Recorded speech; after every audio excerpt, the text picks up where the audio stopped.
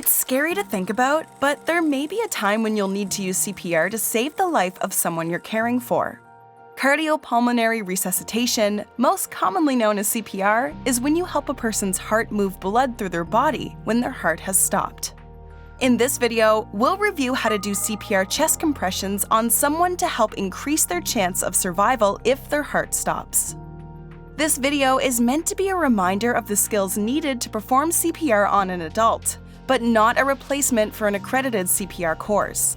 See our care guide to find out how to sign up for one of these courses in your local area. Let's try it.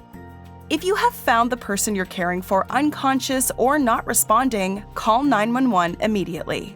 If someone is with you, have them go call 911 and come back to let you know that 911 has been contacted.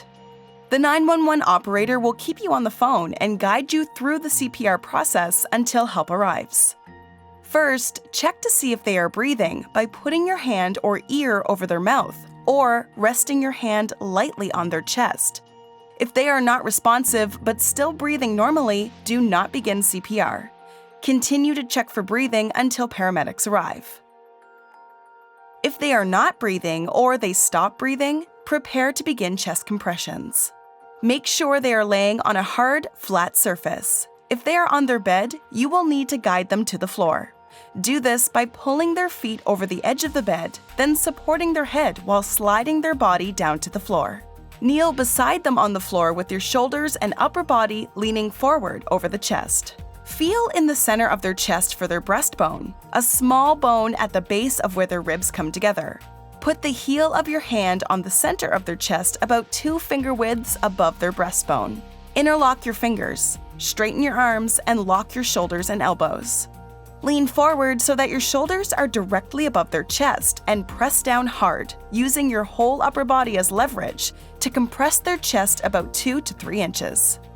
Do 30 compressions like this in a row, then stop and check to see if they're breathing. If they have started to breathe, you can stop compressions. If they are still not breathing, continue cycles of 30 compressions, then check for breathing until the paramedics arrive. Although most CPR courses teach compression-only CPR now, if you are comfortable, you can provide mouth-to-mouth rescue breathing. Do not perform mouth-to-mouth rescue breathing if you think that they have stopped breathing because they are choking on an object. Rescue breathing can push an object further into the airway and make it more difficult to get the object out. To do rescue breaths, tilt their head back and lift their chin. Check their mouth for any foreign objects or vomit.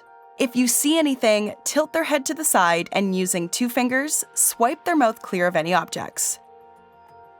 If you have a CPR mask available to you, put the mask on the person you're resuscitating, and while their head is still tilted, pinch their nose and put your mouth over theirs to create a seal. Blow into their mouth while watching their chest to make sure it rises when you breathe in, so you can tell that air is going into their lungs. If air doesn't go in, adjust their head tilt and try again.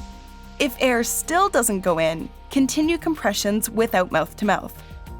If air does go in, give them 2 rescue breaths after every 30 chest compressions until they start breathing, or paramedics arrive. Giving someone CPR is scary. If you are able to save someone's life by doing CPR, that's amazing. If you aren't able to save them, know that you did everything you possibly could and try not to blame yourself. No matter the outcome, take time after for yourself.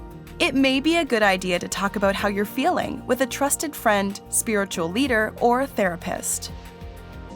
For more videos like this, visit our Care Channel website.